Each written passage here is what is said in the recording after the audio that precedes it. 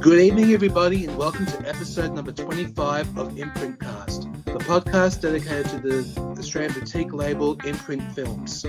My name is Tony Michas, and joining me as always is my partner and colleague, John Mathews. John, how you going? Doing well, Tony. Thank you for the intro. I'm looking forward to this episode, especially with our special guest. So I've been looking forward to this for a while, and it's a film I really like. So yeah, very excited today. I'm looking forward to this as well. This is going to be one hell of a show, I'll tell you that. And also joining us, our regular collaborator, Paul Berriman. Paul, how are you doing? Good, thanks, Tony. It's great to be back. Thank you for inviting me back on again. Believe me, it's an absolute pleasure. And for this episode, I got to say this, and I mean this with all sincerity. I had to ask my next two guests to be a part of this episode. If they said no, we would not have been recording this episode right now. And I mean that. First up is our regular colleague, Suzanne. Suzanne, how are you doing? Hi, Tony. Hi, everyone. I'm good, thanks.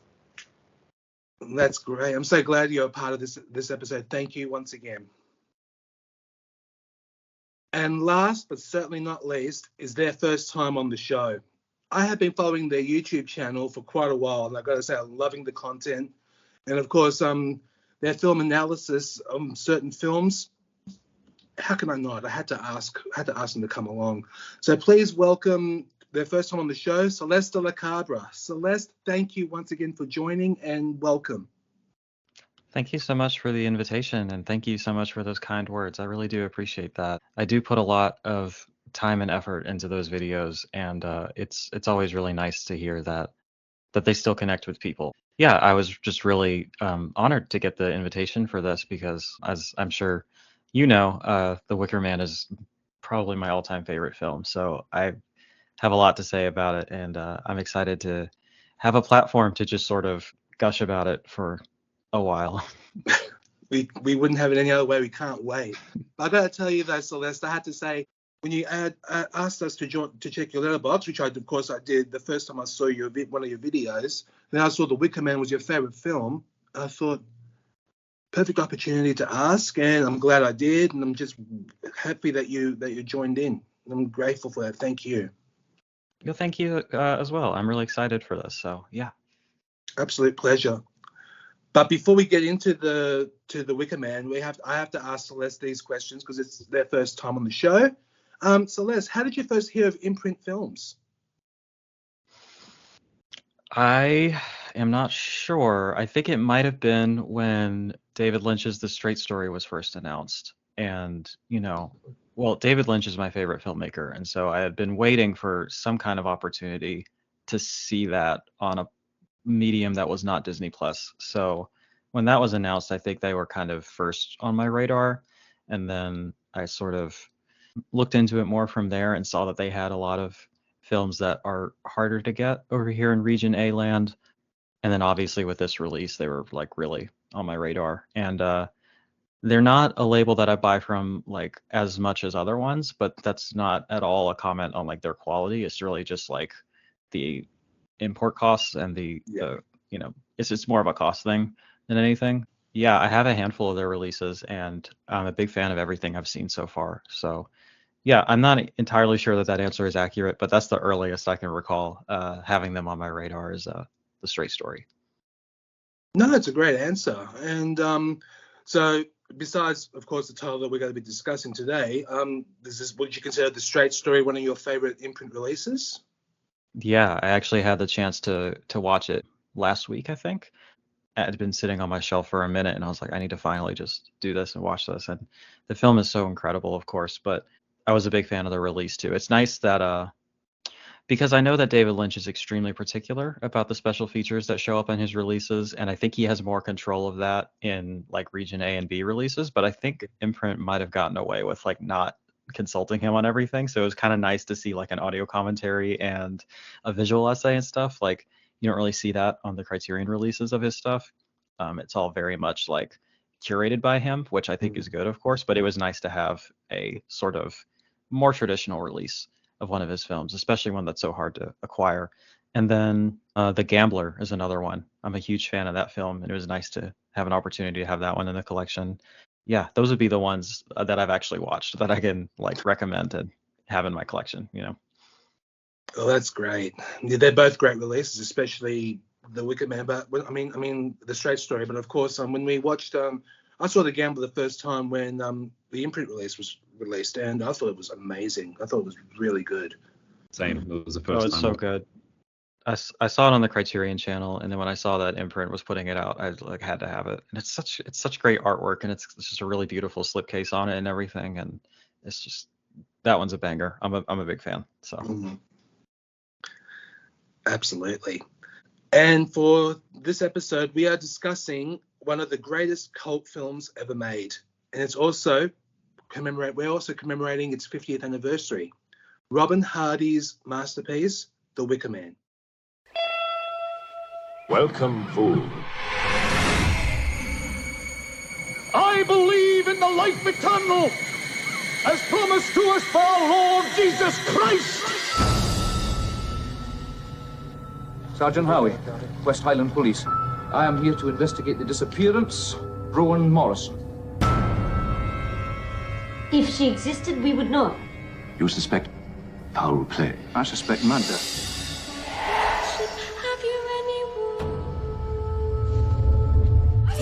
Sergeant, if I were you, I would go back to the mainland. You wouldn't want to be around here on Lady. Hail the Queen of the May!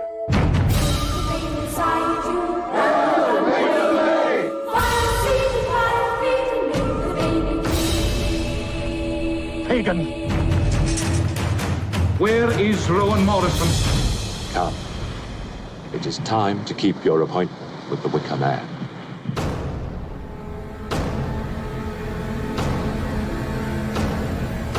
Oh, Jesus Christ! You simply never understand the true nature of sacrifice.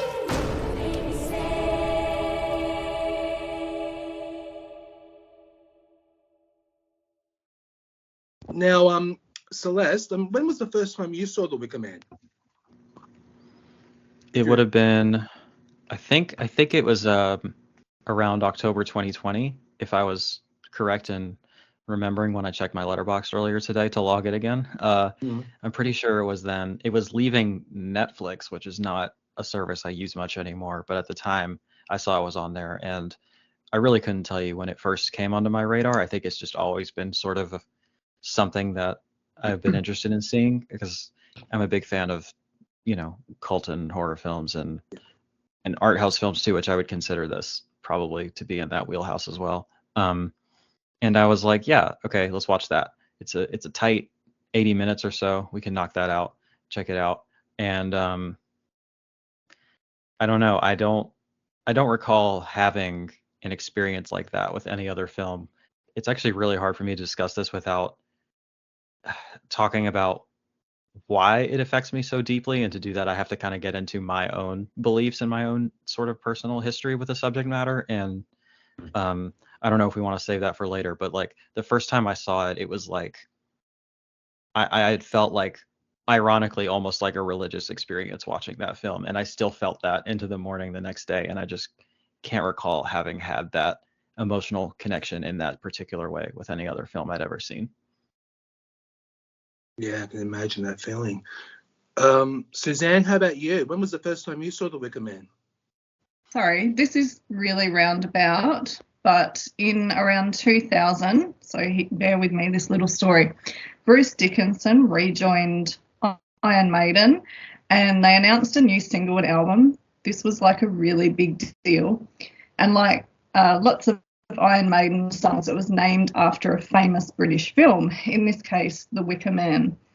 So the first video clip single, The Wicker Man, debuted on late night TV on one of our video programs in Australia, Rage. So my friends and I all got together and had this listening party.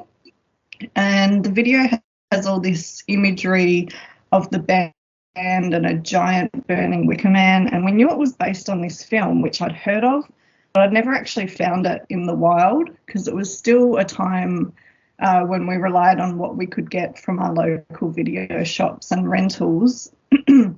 So that week, we phoned around to at least 10 video rental shops in this small city that I grew up in, and finally managed to track down an old VHS in this small suburban shop that probably hadn't been rented out for like a decade or more. And the guy there just couldn't work out why we would want this film. So with that in hand, we got together again to all watch the film. And my first impression, so similar to Celeste, I totally get what you're saying.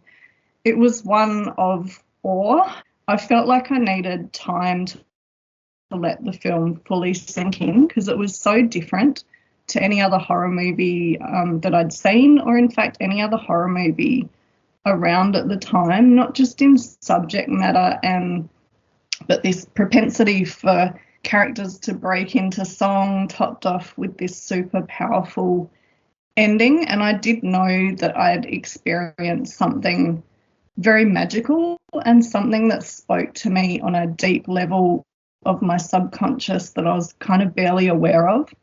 So a few years later, when I bought the film, it became available on the home DVD market here in Australia.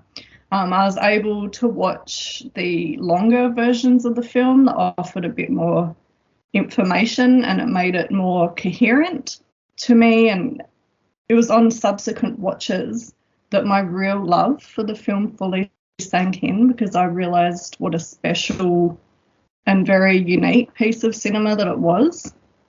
Paul, how about you? When was your first time for The Wicker Man? Yeah, thankfully, like Celeste, I can look back on my Letterboxd account and find the date that I first watched it. Mine was in December of 2020, actually. I had the Classics Remastered Studio Canal release, the local one that we have here, and finally decided, right, I'll pop this on. Obviously knew a lot about it. It was a film that my grandparents had, and I distinctly remember seeing the DVD at their house and them telling me that I couldn't watch this film.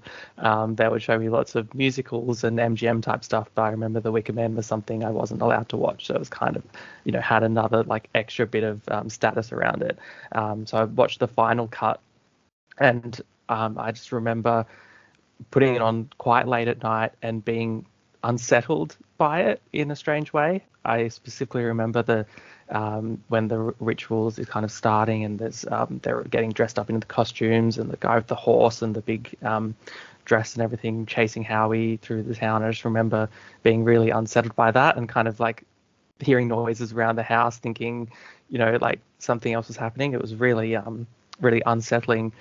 But then revisiting again recently, knowing the story, it had a different impact, and instead of relating so much to the Howie character, you relate more to the island, and it's kind of interesting viewing it first time, second time, the different ways I kind of remember it being. And the second time I watched it, it was on the director's cut version, which is kind of a longer cut of the film, which adds some shots, which is quite interesting to see those added in as well. John, how about you? When was your first time? I remember it quite vividly when I was younger, and when I was a teenager. I used to, I guess when DVD was emerging, there used to be a store called Easy DVD. If Australians do remember that store. And Easy DVD used to import a lot of US titles over here, particularly Anchor Bay titles. And I remember going in the store, and they imported it was like a wooden DVD box of The Wicker Man, and it stood out to me, and I was like, what is that? And then I frequently, I think it was the early 2000s, I kept going back to the store, and I kept seeing it. And so I saved up with my job the money I had, my sort of pocket money, and I bought it. And it was quite an expensive import, but I just wanted it based on the box. And I watched it. Yeah, I'm trying to remember how old I was, maybe 15 or 16 or so. But I watched it, and I was just blown away by it. And because it was a horror I'd never seen anything quite like it before. And like all of you, it did impact me afterwards. And I was quite haunted by the film, especially we'll get to the ending later, but it's something that really stuck in my mind. And once again, if it wasn't for that just bizarre wooden box, I may not have been drawn to it, because I didn't know anything about Wicker Man, had never even heard of it. But I guess that was the genius of Anchor Bay back in the day, was they'd have these unique boxes and you'd be drawn to it. But yeah, just watching it, I thought it was excellent, just a brilliant, tight-paced, fast-moving I guess you say almost thriller mystery film, and then the horror starts to begin, and just the eeriness, and it is it just creeps up on you, and I've then subsequently finally I bought it again on Blu-ray years later. I think it was like I bought like a Studio Canal UK Blu-ray, and then finally this set came out, so I bought that too. So every time I revisit, I just have an appreciation for it. And I think that DVD did come with both cuts, the shorter cut and the longer cut. But my first viewing was the theatrical cut. That was my first viewing. But I really love the film, and I think it's, like you all agree, it's a masterpiece. It is. It certainly is. My first viewing was basically the same as Suzanne, but I haven't seen it until the local DVD came out, which of the director's cut, which included both cuts as well. I was young and stupid at the time, and I thought, well, watch the shorter version, watch the longer version. And I did watch the director's cut first, and I really enjoyed it. But then I haven't watched it again many years later until the final cut was released. It got a theatrical screen. Yeah, it got a one-night only theatrical screening here in Sydney, and I went to that. And that was, I think, around 11:30 at night for a midnight screening. And oh boy, did they give me that was one hell of an experience, especially that ending. That ending still shocks me to this day. It's insane. And ever since then, I'm obsessed with it. I absolutely love this movie. I love. As with Celeste, I'm obsessed with cult cinema and horror films, but this is definitely one of the greatest. And this is also one of the greatest.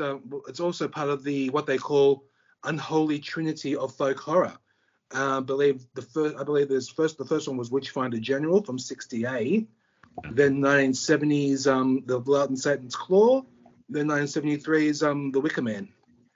Those three films. They are the perfect unholy trinity, for sure. I don't know if you can see it, but I have a Argentinian one sheet of a Witchfinder General right beautiful. There. So I have all three of these films to certain extents are pretty dear to my heart. There's something about the folk. Well, I know what it is, but there is something about the folk horror genre in particular that just speaks to me and gets me in an emotional connection. No, they're great. All three of those films, especially Witchfinder General. It's probably one of Vincent Price's best performance, I think. Yeah. Oh, for sure. Yeah. But it's a harrowing film. It is. Yeah. And real commentary on the, I guess, the religion at the time and just how insane the witch burning was. So, but yeah, it's a great film. So with that trinity, that's just amazing. Like I saw Blood and Satan's Claw for the first time a little over a year ago, and I fell in love with it. Unbelievable. So I can give an overview of some of the old ways featured in the film. So I guess much of what modern audiences see on screen might seem strange or even comical, but it is all actually based in real traditional beliefs, folk customs and folk magic. And these customs and beliefs spring from our past when the majority of people were closely bound to the land, seasons and agriculture. People's lives were ruled by the forces and cycles of nature. So if their crops or harvests failed, they starved and died. If they didn't bear children, there would be no one to plant and reap future harvests, and their communities would fail. So the cycle of life, death and renewal was vitally important.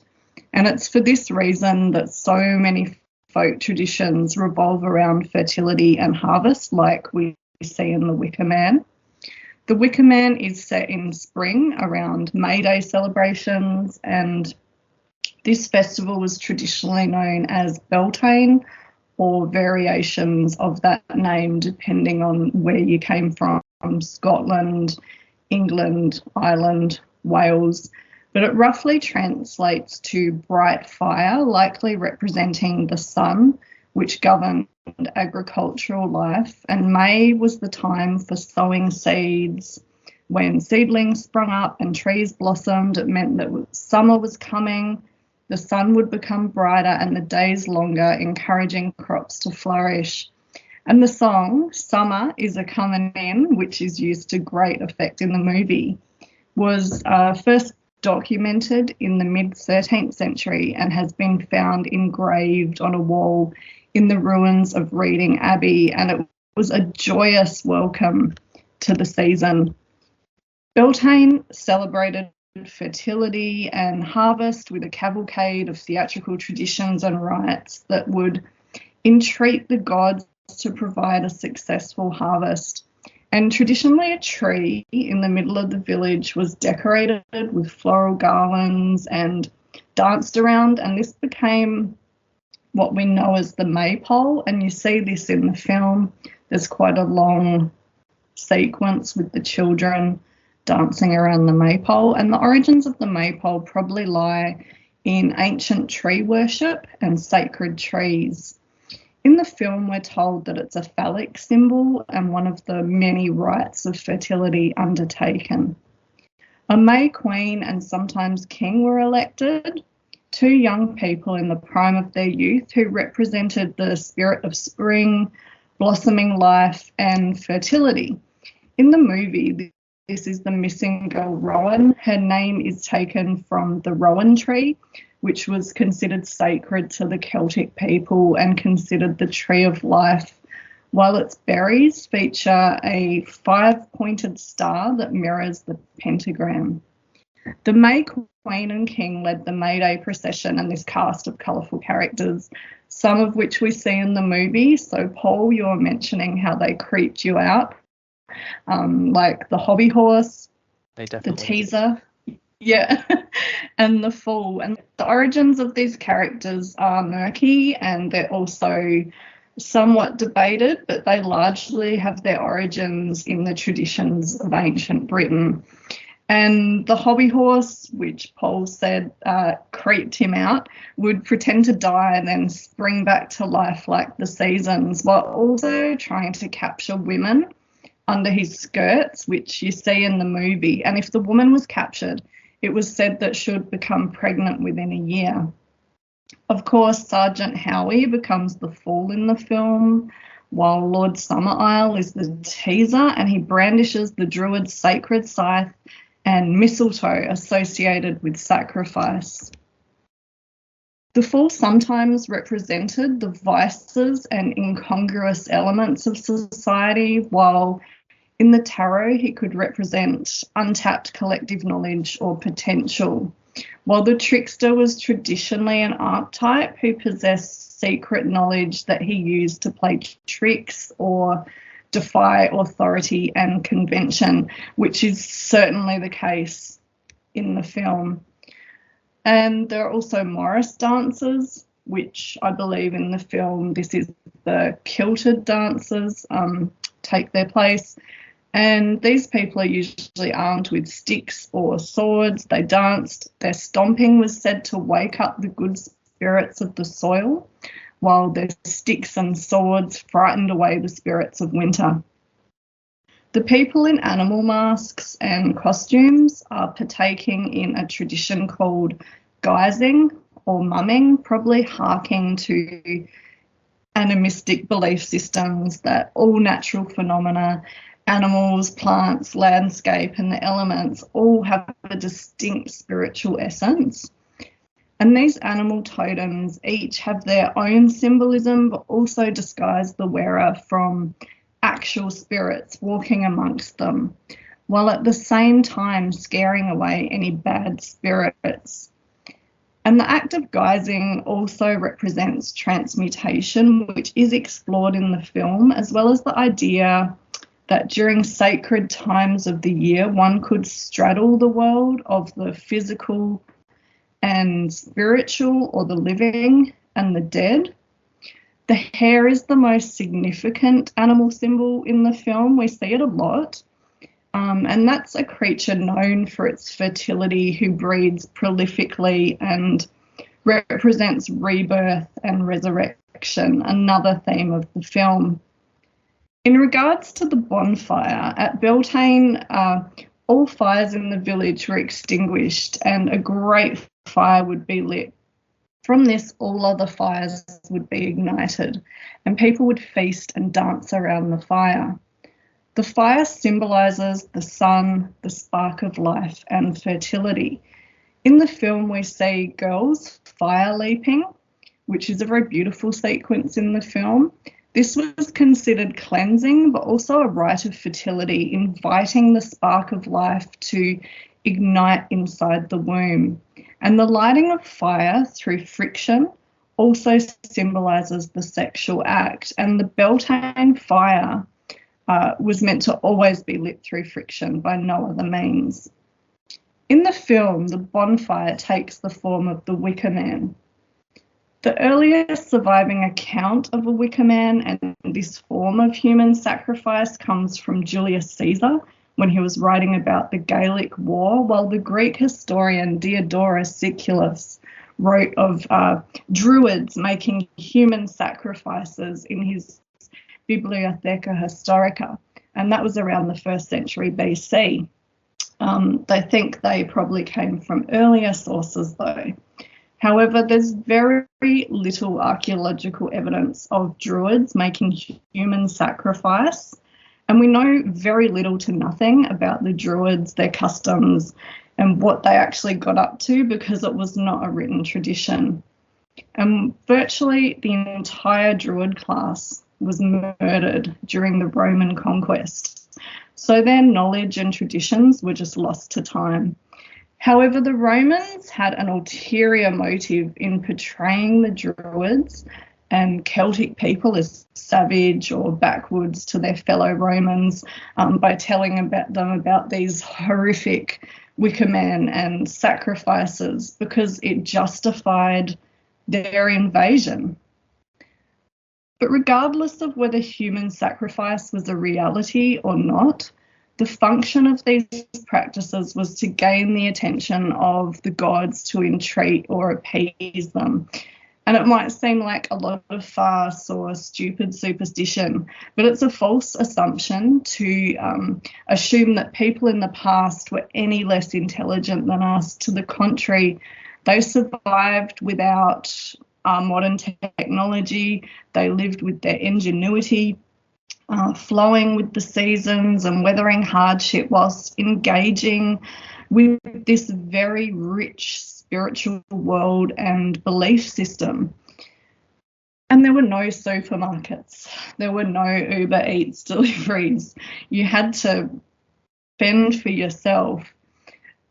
So the phenomena of having unlimited access to food, including out-of-season food in the West, is a relatively new phenomenon that's only happened in the last century or even less. But after the Industrial Revolution, the population began to shift predominantly to city dwelling like we know today. And today, more than 50% of the world's population lives in cities. In Australia and Britain, that's even higher, at over 80%. So as we've become estranged and insulated from nature and its cycles, these traditional practices have diminished. However, recent world events, including pandemic and extreme weather, have highlighted how precarious and reliant on nature our food supply can be, even in the modern world. We had floods and fires affecting crops here in Australia. We've had food availability problems because of these. So maybe it's time for us to spark the Wicker Man again. Do you think? Yep. I think so. I'll recommend actually on the disc as one of the extras, the interview with David Huckvale, because he discusses lots of the folk traditions in the film. So I've gone through the actual kind of May Day stuff and procession, but he gets right into some of the really interesting customs. So I highly recommend that if you're interested. It's a good one. Yeah, I recommend it too. So, Celeste, you saw the film.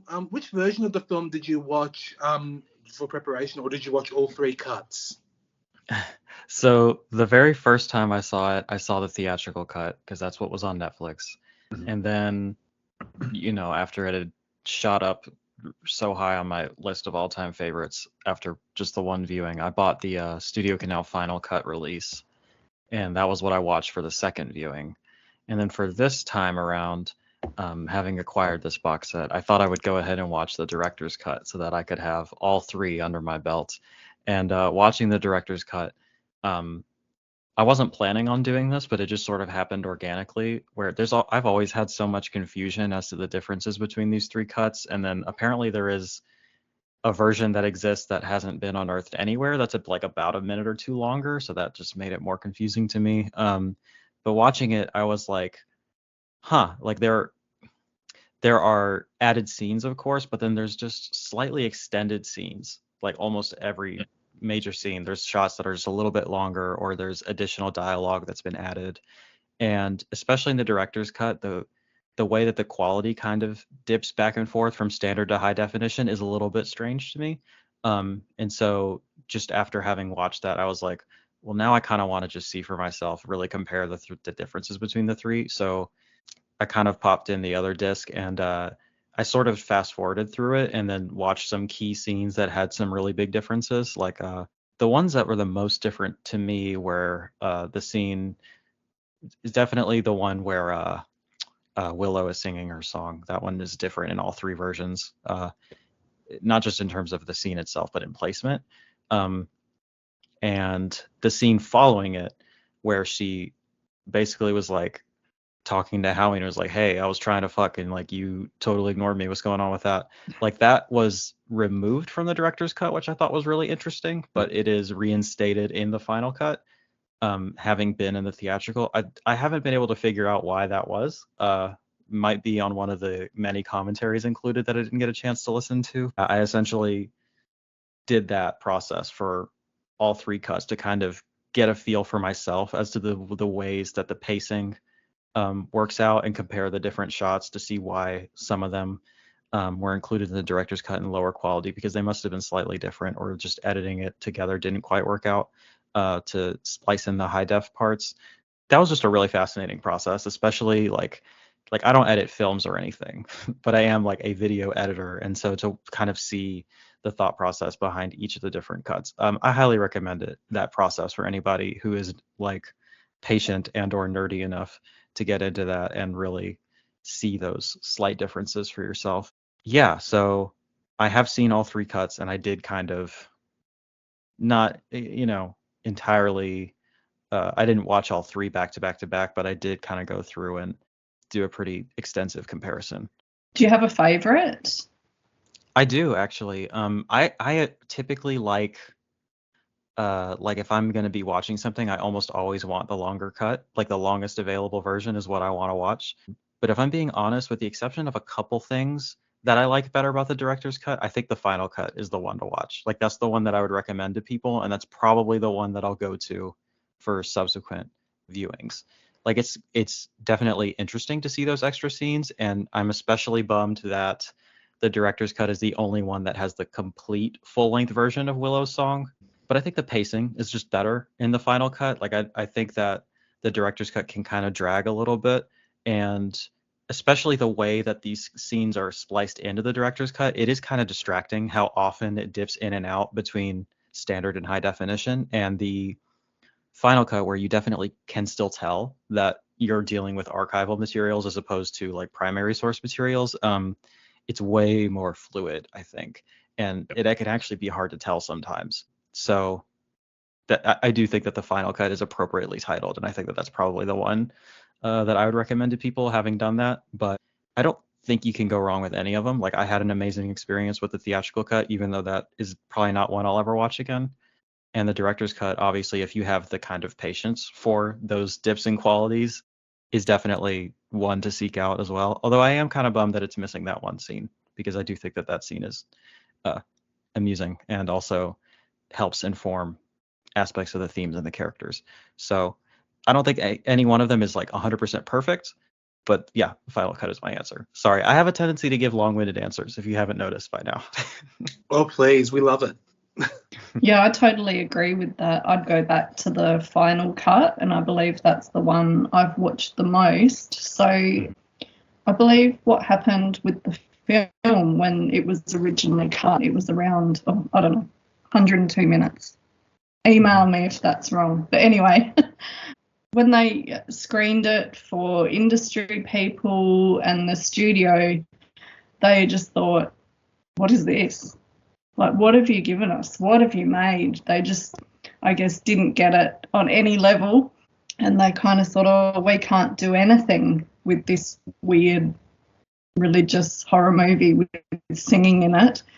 Eventually, they sent a copy to Roger Corman, who was a distributor at the time in America, and he looked at it and said, yeah, I can do something with this. And he, I believe, advised on some of the cuts they could make to make it a shorter, more marketable film. And so they did that, and it started to gain a bit of popularity through screenings in art cinemas and with hippies and younger people, I guess. And it was thought for a long time that the actual film elements were lost. So when it started developing a following, they thought, oh, we can maybe put out our full version of the film as it was intended. We've got some interest.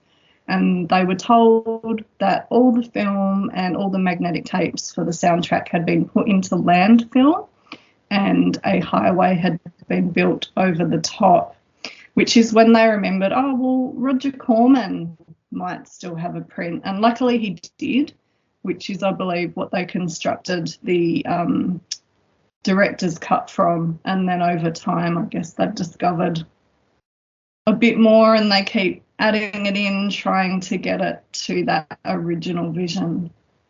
Yep. And the final cut, it's all, I think it's all film based. There's no video. The director's cut's the one that, obviously, like saying, Celeste has that dip, and it can be a little distracting on the director's cut. But the director's cut, I don't know what people think, but obviously the film itself, it starts off with the mainland, with the police station, and some people, they don't like that and they think it's unnecessary. Some like it. I don't know. I don't mind it, but it takes the film a little bit to get going. Well, the final cut just kind of gets into it. So I agree, final cut is probably the best intro for people if they want to check it out.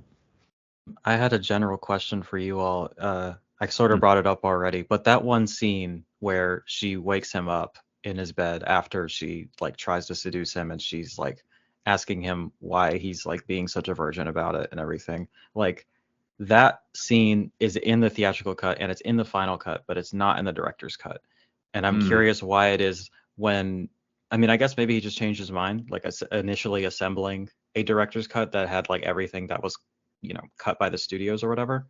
And then and decided not to include that scene in particular. But then when reassessing it for the final cut, I guess decided to put it back in. Again, I might have just missed something, but I couldn't get a straight answer on that going through all the supplements. And I just think that is an interesting thought process that I kind of had to guess the motivations of, I thought maybe for that by leaving out that, it leaves some ambiguity. Is it in his mind? Is it his sexual fantasy? Is he, so repressed and has all these feelings coming out, and he feels shame and guilt and he's all fevered. And I do also see it as a metaphor for masturbation, and he's all fevered and guilty. That's one way to look at it, I guess, that it's in his mind. Or the other thing is that she is a siren casting a spell on him. So there's those aspects which, with that ambiguity, you could read it like that, I guess. That's actually quite a good point. I never thought of it that way, considering it think of it like a masturbation sequence. You actually do have a point there. I was going to say, it's pretty obvious Sergeant Howie is meant to be a virgin character, but I don't know, maybe it was it's odd. Yeah, it's a very good point you bring up. I'm just trying to think, maybe they thought it was a bit too obvious, but I don't know. I could definitely understand not including it for the director's cut. I'm fascinated by the decision to then put it back in. A scene that was included in the truncated director or theatrical cut that was not included in the director's cut. You know what I mean? I don't know. I feel like I'm talking in circles a little bit about it, but I just thought that was like something that I couldn't quite move past that I just thought was really interesting, you know?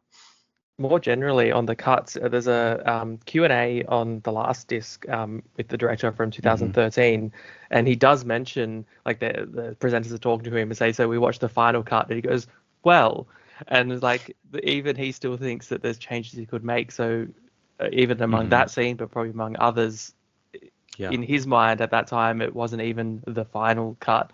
Like he was still always ruminating on changes that could be made there. So I thought that was quite interesting. Yeah.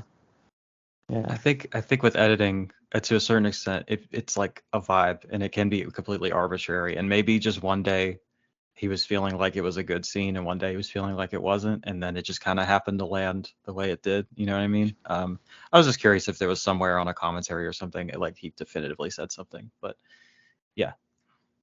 What I like about all the different cuts, once you're a fan of the film and you know what's happening and you watch all these other cuts, it's almost like being a fly on the wall to get more information. Like, what's this person saying, or what are they doing? It's like you pick up these little moments, and I guess as a fan of the film, it's interesting. Yeah, it is. And like you're saying, Suzanne, it's a bit of a tragedy because we'll never see all those other scenes that were shot. Because I know in one of the documentaries, Christopher Lee says, "Oh, we shot this," and it's not there. So we'll never truly see like I guess we've got what we've got, and we love the film, but it would be fascinating to know what else there was, because obviously, you know, just it's a film you just want more of, and you want to see more cuts and more longer versions. But I think this is it. That's all we're going to get. But it would be fascinating if, you know, what was also cut that's under that freeway. Unbelievable. Yeah, I heard under that freeway there's quite a lot of films there that's under concrete, which is a travesty. Fine. It's terrible. Maybe it's time to get the old cranes out and start bashing some highways. I don't know. It's like an archaeological excavation. Yeah, right on that. This important piece of history. It's a piece of art we're trying to dig up. If I was in charge, which clearly I'm not. Yeah, I would fund something like this if I had the funds to do this. Oh, so would I. Okay, now we can't discuss the film without the fantastic performances, especially by Edward Woodward as Howie, and Christopher Lee, of course, as Lord Summerisle, and Britt Eklund as Willow. Those three performances, and of course, in particular, Woodward's performance as Howie, the repressed, I don't know if I would call him anxiety-ridden, probably would be anxiety-ridden, or it could be, or just sexually repressed, definitely. You can see it, and he did a fantastic job. And of course, Christopher Lee, and of course, as everyone knows who's a film fan, knows that Christopher Lee considers this film his favorite role, and he loved it so much, he believed in it so much that he did the movie for free. He did not get paid for this role, and it was fantastic. And of course, Britt Eklund. It is a shame. The one thing I thought, Britt Eklund looked stunning, but it was a shame that her voice was dubbed, and I thought that was. And there was a body double as well. Yeah, the body double added in, which she didn't even find out about until later. Yeah, they kind of did her dirty on that one. That's did a little bit questionable, but yeah. The dubbing, I don't know. I'd have to hear her. Maybe her accent really was that bad that they were just like, it's not gonna happen. We gotta fix that one, you know. Probably, yeah. I will say the dubbing is done well. Like I wouldn't have known if I didn't if I wasn't told. So, you know, sometimes bad dubbing, like it's real obvious and it can take you out of it. But I think it's done really well, at least. So yeah, it's pretty convincing. Yeah, she has a strong Swedish accent, so it was kind of it was quite seamless. Like the first time I watched, I didn't even know. Like I just thought it was just her. Yeah, I didn't know until I watched the special features, and her interview is saying that she was then dubbed, and yeah, I wouldn't have known until finding that out. But I love in one of the interviews that Britt Eklund gives is some fans actually wanted to give her wanted her to sign some pictures of her backside, you know, when she was doing the Willow dance where you see her back naked, and Britt Eklund says, sorry, I won't sign it because that wasn't me. It was a body double. I thought that was great. Can Can you imagine if you didn't know that and that's like the one picture you brought and it's just like shit. I don't know. Can you sign like my forehead or something instead? I don't know. Like, damn, that's a rip. Yeah, I that part stuck out to me as well, and that's like understandable. I might have done the same thing in her position, just like, don't know what to tell you. That's not me. I'm not signing it. You know. Yes. Well, apparently, from what I've read, Rod Stewart was her partner at the time, and he was not happy that she was going to be naked in the movie, and I think that's one of the reasons why they just, like, you saw Britt Eklund's torso area, the chest onwards, but not the back, not down below. And I think it's apparently Rod Stewart has something to do with it, that he didn't want anyone to see her fully naked, which I guess in a way. It's a bit possessive. I don't know. I Yeah. think that should probably be up to her, but you know. I know. I read that he wanted the film destroyed. Oh, that I didn't read. Yeah. Yeah. That Well, sounds, he almost got his way. So yeah. Sounds like a his problem. Sounds like a him problem. And yeah, it does sound like he almost got his way, but not quite. Good. Absolutely, no way. But Ugh. yeah. I'm just trying to imagine being that possessive of my partner that like I would be that upset about it. I don't know. It's like, hey man, that's not really your call, you know? Yeah. True. Exactly. So in terms of the cultural context of the Wicker Man, the May Day traditions, which I mentioned earlier, as seen in the Wicker Man, are what we understand today as a blend of ancient Celtic tree and sun worship with the influence of Roman rites of Floralia, honouring the goddess of flowers and fertility, Flora, derived from the Greek chloris. Traditionally, Floralia was a sexually charged festival of revelry, which encouraged promiscuity and involved stripping, but then getting naked was a common facet of Roman festivals. Over time, these traditions, beliefs, and rituals blended and evolved, becoming what we understand today as the celebration of May Day or Beltane, and it's still celebrated by many people at pagan and cultural festivals throughout the world. And the Wicker Man was created in the 70s when we were seeing a renewed interest in folk customs and folk music, as well as a revival of paganism, Wicca, and witchcraft as a religion. It began tentatively with the Romanticists in the 18th and 19th century rediscovering old literature, while interest in the supernatural boomed in the 19th century.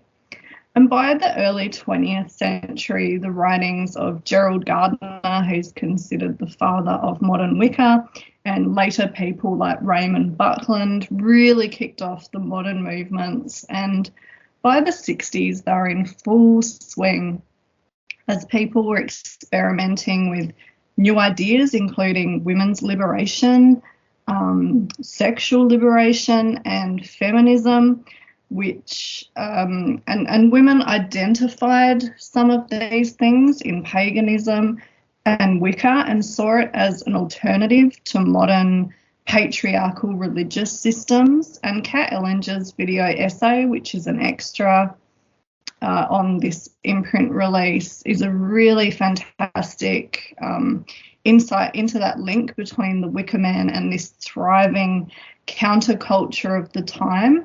And it's some really, really great context for the movie. And on a side note, I just personally think that no other movie so genuinely and earnestly represents this traditional British folk identity, possibly even this very traditional pagan identity, which is expressed so beautifully through all of these customs on screen and also the music. So what do you think? Was that a specific question about an aspect of the film in general, or just how do I feel about the film generally speaking? I just guess that cultural context of the film, or if it has any meaning to you. Yeah. Yeah. What does it mean to you? Because I guess this is what a lot of people saw in this film and in these movements of counterculture, and the way that it ties into non-mainstream culture, basically. Yeah, so I guess to try to adequately describe the way that the film impacted me and what it means to me, I guess real quick I want to mention that I do have a full forearm piece of the film's poster that you could find on my Instagram page if you want to see that. So that goes to show my dedication to the aesthetics of this film. To fully contextualize it, I have to, like, I guess, disclose that I consider myself to be a pretty devout atheist and anti-theist, and I grew up in a pretty traumatic Catholic upbringing that, you know, I went to Catholic school from kindergarten to senior year of high school. You know, if you know anything about me, you can probably guess that didn't go super well for me. And also, like, while I don't consider myself a Satanist in any kind of like theological way or theistic way, if you watch any of my videos, I do end all the videos by saying either Hail Satan or remember that Satan loves all of their children, because I do find the imagery and the aesthetics of both Satanism and witchcraft to be very powerful tools and forces against the oppressive aspects of fundamentalist Christianity and faith-based thinking in general. And so I guess what this film does so efficiently and so effectively, it kind of holds up a mirror to the fundamentalist Christian and asks them to really consider the implications of their belief system. Like the way that the burning of Sergeant Howie as a sacrifice so beautifully mirrors the crucifixion of Jesus. Like, you see this horrific barbaric scene at the end that really just gets, like, leading up to it, I have like a pit in my stomach the whole time, and no matter how many times I watch it, it's so effective.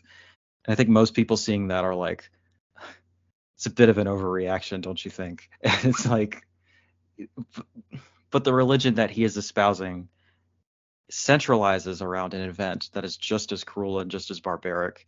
And there's this sense of the pagan society as being sexually liberated and as being much happier. And at least to people like me, it's much more sympathetic. And I think that this pagan society has definitely created a version of religion that is much more conducive to human happiness and much less oppressive and much more egalitarian.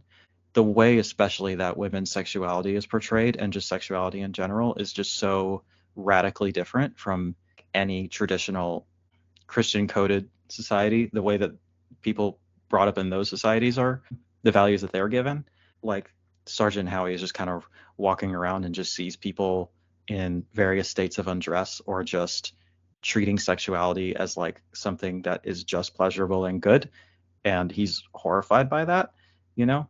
And you kind of brought this up earlier about the particular way that the actor carries this character, and I think that what he nails so perfectly in his performance is this sort of contradiction in every fundamentalist Christian that I see, where on the one hand they are so like morally righteous in their beliefs, like where they are so confident that they are correct and better than everybody else, to the extent that they feel comfortable dictating how other people live their lives. But they also, on some level, understand that the way they've chosen to live their life kind of sucks, and they're just like angry and jealous about that when they're faced with people who don't have these self-imposed restrictions. Like, he sees all these people in this state of sexual liberation. He has an opportunity to lose his virginity to a beautiful woman, and he can't do it because of his own belief system, and that provokes a cognitive dissonance and a rage in him. I think that Christopher Lee's character especially has this, he's just so erudite and so like concise in his, it's almost like a debate lord mode that he gets into in like the one scene where he's just like the guy's like, what, I can't believe you have this fucking like fake biology and fake religion. It's like maybe the funniest line in the film is like, And then, and Howie's like, what, have these children never even heard of Jesus? And Christopher, like, Summerall is like, you would be referring to the guy born of a ghost who impregnated a virgin, correct? And it's just like, I don't know, it's creating this really fascinating and this really like bold parallel between the two belief systems, and really shining a light on the inherent absurdity, and how I think Christians seeing this sort of what they would consider to be blasphemous and like sinful society, just how close they really are in a lot of respects, while also providing a version of religion that is much more, that has a lot more in the way of like liberation and freedom. But I think that what was his name? The guy who did the essay on the themes. I want to get his name right. David Huckvale. He makes a point that I agree with, where a lot of people will see the film and read it as being just anti-Christian and pro-pagan, whereas he makes the argument that the paganism is like a more palatable version of this sort of faith-based thinking, but at the end of the day, the film is really at its core anti-religion in general, because while they do have a pretty good thing going with like this sort of communal society and sexual liberation and general kind of happiness that they seem to have, at the end of the day, when things don't work, like when their little pocket of capitalism that they've managed to make work, when that falls apart, when the crops can't pull through, like they have to kind of use this religion as a means of violence and as a justification for harm, as opposed to kind of talking these people through maybe why the crops didn't fail this time in a way that might be more productive. They kind of have to burn someone to death. So that's unfortunate, right? Even though some might argue that he maybe deserved it a little bit. Feel free to cut me off whenever I'm going too long, but there's just so much here that... Yeah, I really agree, with what you're saying, and I think it's very interesting that people read The Wicker Man in such different ways, and I know Kat Ellinger talks about this really well in her video essay. My reading of the film is quite similar to hers and yours, in that some people see the horror in this film within the act of burning a Christian man. Howie, they also identify the horrific aspects of cults, and this is true, but it is that so much more, and you've just gone into that so eloquently. Thank you. Yeah, beautiful expression of the movie. I've always taken something from this movie, and it's one of the reasons why I love it so much. I agree, the ending, it's breathtaking. It's so powerful, mainly due to that amazing performance and reaction to his fate. And I think we do feel a little bit sorry for Sergeant Howie right at the end when he's in the Wicker Man and he's really resigned to his fate. But I have to admit, I've always felt a certain diabolical satisfaction in this ending. And it's probably because I'm a woman and I don't identify with Christianity. And as a woman, I find this certain affirmation when the three female characters anoint Howie to be presented to the Wicker Man. And it's no accident that there's three women. The triple goddess of neo-paganism is a really important figure representing the three stages of womanhood: maiden, mother, and crone. And crone is not a derogatory connotation either, but it's a state of wisdom. They also represent the lunar and the moon's three phases back to all this rebirth life stuff. And you can read the immolation of Howie as this metaphor, like you were talking about, for this destruction of patriarchal authority and religion, or say morality and convention, which, given that his death is by fire, that is the same fate that the church and the law dealt so many people, especially women, burned as witches in the name of religion. So this conclusion seems somewhat vindicating because religion has done so much harm to so many people over the centuries. Yeah. And Howie, he's so adamant. He is the original 40-year-old virgin. He's so rigid in his beliefs. But if you view him from the Islanders' perspective, he reviles these old ways of Summer Isle. He's a total dickhead. He yells at children. He shoves people in the pub. He bursts into people's houses while they're in the bar and just stands there and has a bit of a creepy perv at them. It's the sheer entitlement that comes from his position of power and his like relative normative social standing, that he feels that he can just walk all over these people that don't adhere to his own morals and who he has like legal authority over.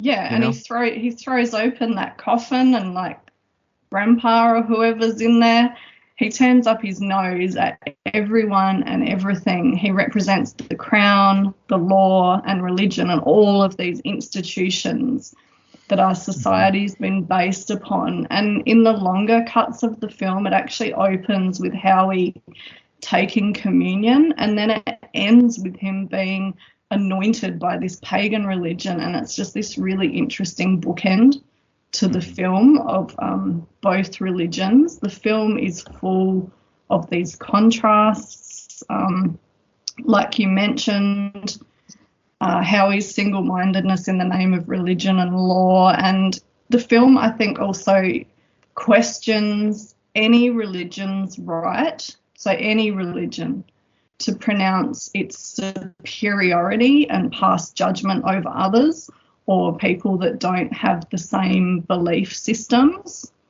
And you use the metaphor of holding the mirror up, and that is just so perfect. I had almost the same thing written in my notes, that it is a mirror, and that's what good horror does. It holds up a mirror to our society and asks these questions that are sometimes difficult, or it shows us something that can't be talked about openly.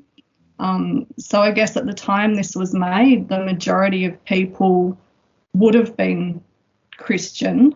You know, there were these very solid institutions still that were, you know, really stood by. But like I said, it's also at that time when culture was changing and we were moving away from religion, and you see films like Rosemary's Baby as well that also expresses this anxiety about religion really, you know, deeply.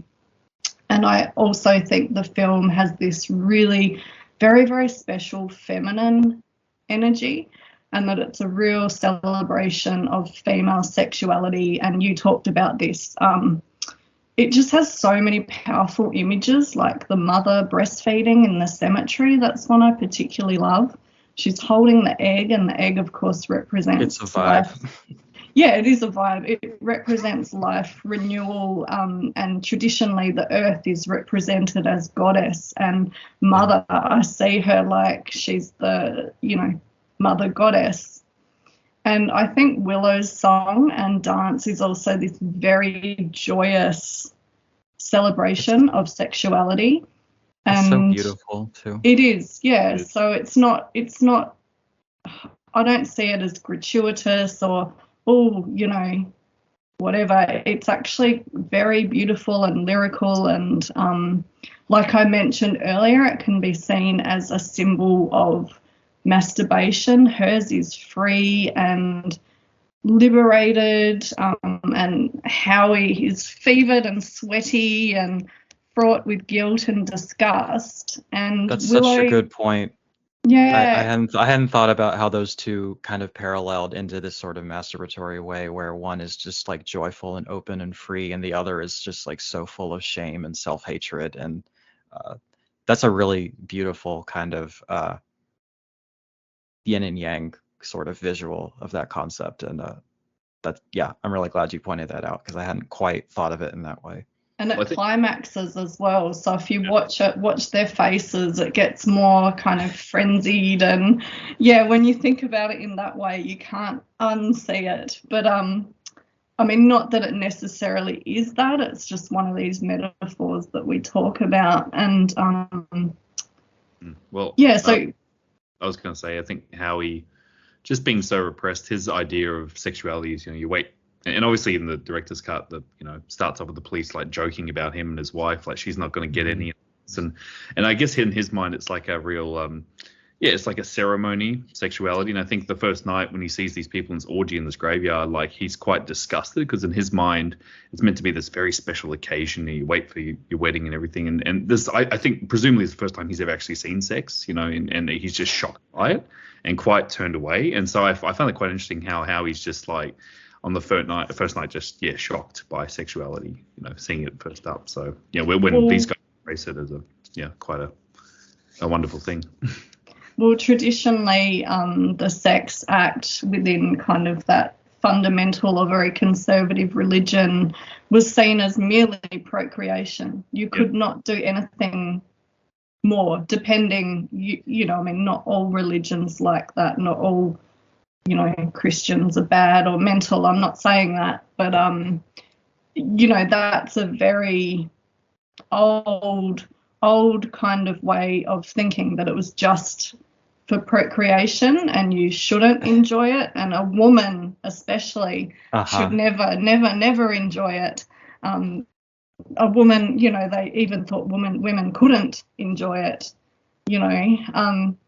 but we also see Willow compared to Aphrodite, the goddess of love, and in classical religion, she was the goddess of love and sex, and those things were her gifts to people, and these gifts were seen as a blessing and something very special and very natural. And I talk about the gift of love and sex in that, great way, like consensual and enjoyable. That was her gift.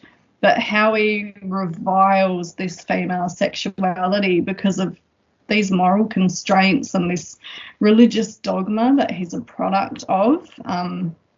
So human sacrifice aside, I do think the Wicker Man is this very, very special celebration of the feminine aspect that so many people were discovering and celebrating with neo-paganism and Wicca at the time, while they were questioning and rejecting all these conventional ideas and social constructs and religion, while they were seeking this more life-affirming, accepting thing. And we've also got all the issues of women's rage, like generations and generations of rage, where it's like, all the women get together and burn, this symbol of something oppressive and harmful.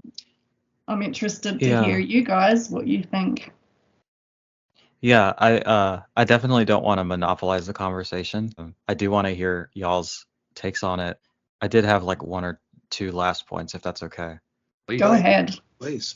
I think what you were just talking about, where in this sort of old mode of sexuality, like sex is only for procreation, having grown up in the Catholic Church and going to Catholic school, that is the current day position, even 50 years later, of the Catholic Church, is that sex is only for procreation and masturbation is a sin.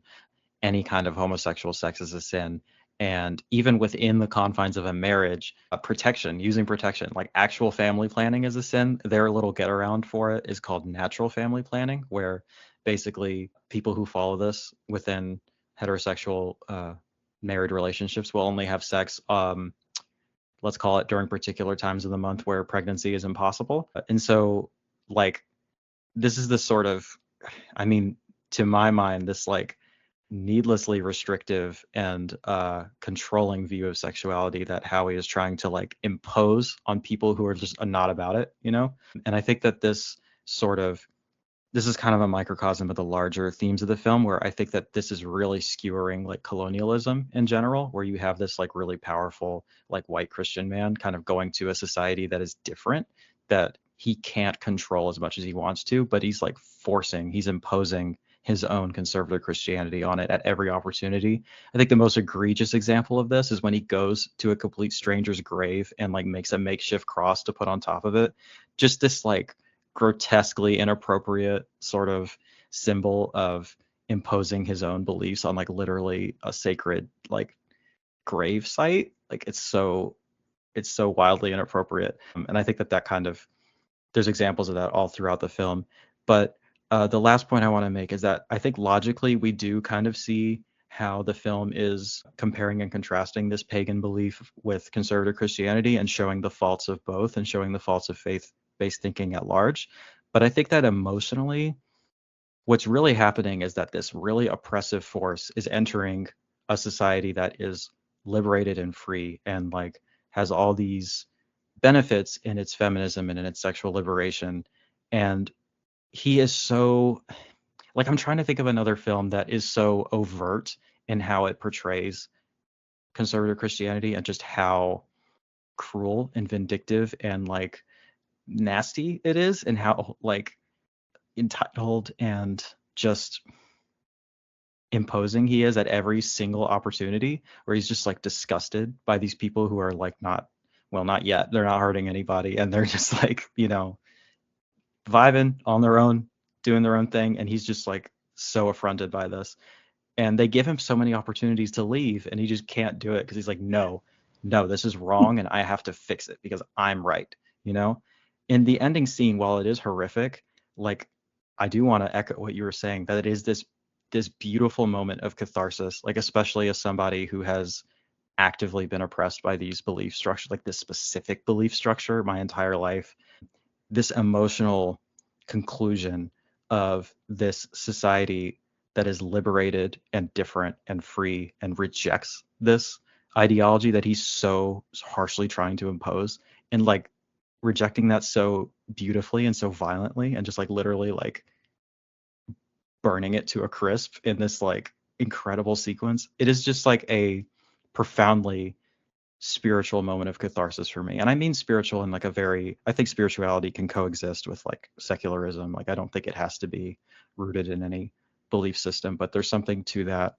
I think that art in general is very spiritual. Like my experience with art and my experience with nature and beauty and these things it provokes a very like fundamental emotional reaction. And that's sort of what I think happened to me watching that film and in subsequent viewings of the film, and what really cements it as something that's so special to me is not just these sort of logical aspects of how interesting the themes are, but this sort of moment of emotional catharsis and this rejection of these forces that have been so harmful to me personally. Well said. Paul, how about you? Give you a chance to speak for a bit. Yeah, I mean, I couldn't hope to be as eloquent as both Celeste and Suzanne on all your points, and made very good points, and I completely agree with your views and what has kind of come across of watching it and you know, reading into the film. Just to pick up on a few of the things that you said, like the frustration within Howie, and that really shows itself through the performance. There's almost, his face is tight, like you can just feel a sense of tightness in his lips and his eyes. And there's a scene where he's just seen the girls dancing over the fire naked, and he's with Lord Summerisle, and he even has trouble saying the word naked. You can hear a fault in his voice in that line. I thought that was really like, yeah, that character is so like, can't imagine this, that he even has trouble saying these girls are naked, and it's a really faltering line. I really enjoyed that part of his performance. And then with the whole like thing of him being so devoutly Catholic and Christian beliefs, that he starts under a guise of being a police officer, and the reason he's, you know, wanting to find out is because he's police. He's trying to figure out the mystery, but obviously his beliefs are driving everything, and it just becomes more obvious as it goes on and as he discovers everything that's happening on the island. It's really just down to his beliefs and how he's so rooted in those, and he thinks that gives him the excuse under the guise of a police officer to, as you say, Suzanne, walk in on a woman naked in the bath and just stand there, open up the grave, open up the coffin, and, you know, put the crucifix on a place where, why is he doing this? Just because he thinks that he can, and it's so utterly him. And yeah, that performance in particular, it's, yeah, you can really tell the frustration in there. So I really enjoyed that. It becomes less about the girl in his mind Yes. by the end of it. Like anyone, that wouldn't be putting religion first, just logically following the case. He just abandons all logic, and it just becomes, that's his mission. And you're right. So it eventually doesn't really become about the girl. It's just him like on this crusade. So it's quite fascinating. Yeah, almost trying to convert them, which isn't going to happen, mate.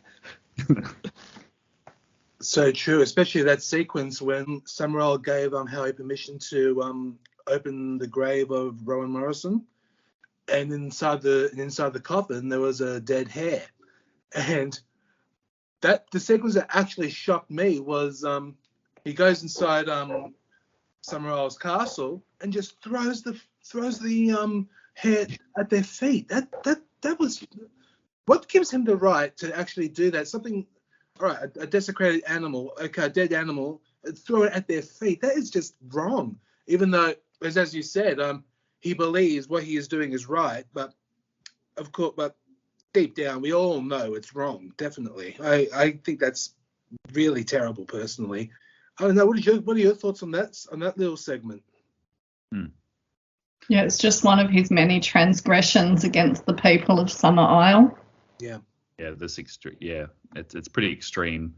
I was going to say with Howie doing that, that's pretty gross. But he, like I said, you mentioned earlier the pushing the religion, and there's a few things like it reminded me of. There is particularly with Japanese history. There's the other film I'm thinking of where pushing religion was Silence. There was a 1971 a Shinida film where basically the Portuguese were pushing Christianity on Japan, and Japan was, like a Buddhist country, we don't need this, just go away.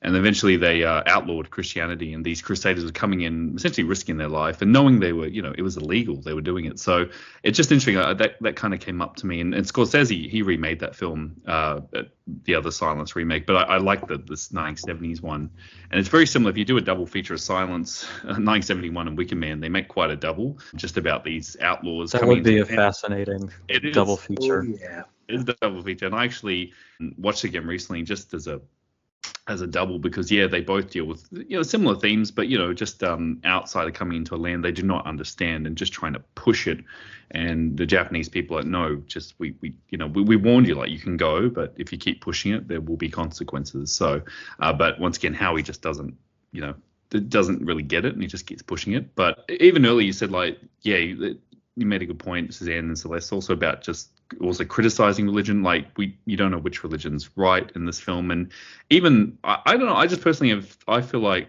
Christopher Lee sometimes doubts I don't know how much he believes in this religion, because sometimes just personally just seeing Lord Summerisle, there's little hints of doubt in him, like especially when he's like, next year, they'll come for you if your crops fail, and he's like, it won't fail. But you can see he hesitates for a second, and just like, he's even thinking, will this work? Is this going to happen, or is this all just bullshit? So it's quite a complex character, Lord Summerisle. Like, I don't know if he really truly believes in all. It's just, he's just going along with the ride. Yeah, he's quite fascinating. And even there's that scene in the director's cut, in the final cut, where the first time we see Lord Summerisle is actually not meant to be meeting him at his castle estate, but instead was in the bushes with presumably the young boy that's going to lose his virginity, I'm guessing. And he has that speech on the animals, and how I really like that scene, even though talking about how it's so poetic. It might be my favorite monologue in the film, and it's really unfortunate that the theatrical cut doesn't include it, and that it was cut at the beginning. It's just, it doesn't like propel the story or whatever, but like, it's so beautiful, and with the visuals to accompany it, and his line reading is just so special. And I did like that little impression you did just now. I thought that was very good. I love that scene, and the offering, like the whole offering to Aphrodite. Like I said, I think it's really important that they mention Aphrodite and those gifts that the ancients thought that she gave the world, and like all forms of sexuality, that they are a gift. So I love that offering, and then that monologue it's very poetic. It is, and especially with it's just the scenes of snails and the animals. Like, once again, it's I'm glad that at least that footage was saved, because that's a great little segment. But it just kind of shows how they think animals are I guess, perfect. They don't, there's no war or bittering, or they, no respect. They just kind of live their life, and I guess that's how the people of Summerisle see themselves as well. So it's quite fascinating, that bit. But yeah, I just find the Lord Summerisle character quite a complex and interesting character, and the more you watch it, the more you kind of, like I said, Suzanne, multiple cuts, like the more you kind of get out of the film as well. Yeah, I think his character is interesting in that at the end of the day, he is still representing like a patriarch in this context of like, well, it's still a very communal and mutually respectful sort of society. Like at the end of the day, he has final say over everything. And also, I think there's a good argument to be made that he is using this religion as a means to exploit the people in a very capitalist way. Those are themes that are not explored as in depth in the film as the beliefs of Howie that are kind of being interrogated, but I do agree with you that I don't think it's as cut and dry, and that Summerisle's character is not perhaps as morally pure as some people might read it to be. Like I think that there's a lot there that isn't explicitly stated that we could kind of read into it, how he also just uses religion as a means to further his own power and agenda. And he's the trickster character, like that archetype of the trickster. So I mean, which, like I said, it's someone that has secret knowledge and uses it. So is there metaphor in that, symbolism in that? Maybe take it as you will, that he in the May Day celebrations does play that archetype. And that's, like I said, I don't know if he truly believes it, but like I said, Celeste, there's a bit of capital gain for him, I guess, like because he lives in a big mansion estate, and again, going back to old religion, where even medieval times, where the paupers down there suffered, but the religious, they were wealthy and they lived in their big estates. So gaining religion for capitalism. So, and it still happens today, as you know. But that's quite interesting. I didn't think. Well, I guess it can make you ask. I mean, is capitalism any better than feudalism? Who knows? What is the perfect world? What is the utopia? They, Summerisle thinks they have it. Howie thinks he has it. So it's just like a metaphor for the world as a whole, not just this island. We're getting into pretty heady, abstract stuff here, so I'm going to bring it back down for a second and remind us all that Christopher Lee in a black wig and white makeup and a dress is like a fucking vibe and a half. And I kind of forgot about it, and when it was on screen, I was like, man, he's killing this look right now, honestly. Like, damn. The yellow skivvy underneath was like particularly like, was this Wiggles vibes here? We got like Greg the yellow Wiggle in his like living out fantasy is quite carrying a sickle. That's so sick. I gotta say, I love that wig. I absolutely fell in love with that wig when I saw Christopher Lee in it. It was amazing. Well, great conversation, and I knew there was a reason why I had to ask you, Celeste, and Suzanne to join in. You bring incredible insight, and I can't thank you enough. But now, shall we talk about the music? That's what we're doing now. Absolutely. I can't. I mean, like I said, it's a film that you could just talk for days. Oh, you can talk forever over this one. It's amazing. I love it. But the music is pretty crucial. Yeah. The music is absolutely crucial. Absolutely. Paul Giovanni's score and songs, they are definitely a character in the film, for sure. And there was this line that Christopher Lee actually says about the music, which I have to agree with. I never thought of it that way until I saw the extras. Christopher Lee actually says, the music is essential to the film as it fills you with a false sense of security. That is so true. Yeah, there's a great I'm forgetting his name again. David Huckvale, his analysis of the music. That was my favorite featurette on the whole set. Like the way that he breaks down how the different intervals and the different chord choices and everything actually reflect the themes of the film as it's happening. That really kind of blew my mind, and I really loved that. But yeah, the music, for my money, this is the best film soundtrack of all time, and it's kind of not close. I can listen to this on its own, like any day, like throw it on and I'm vibing and jamming to it, like I love these songs so much. I do too. I think they're so beautiful. They actually give me kind of not chills, but sometimes I feel quite emotional listening to them. They're very emotive songs. As you said, Tony Paul Giovanni wrote the songs, and he had an assistant, Gary Carpenter, and they did this in around 6 weeks only. They only had that time to research, write, and record the soundtrack to the film, so it came together in this very short time.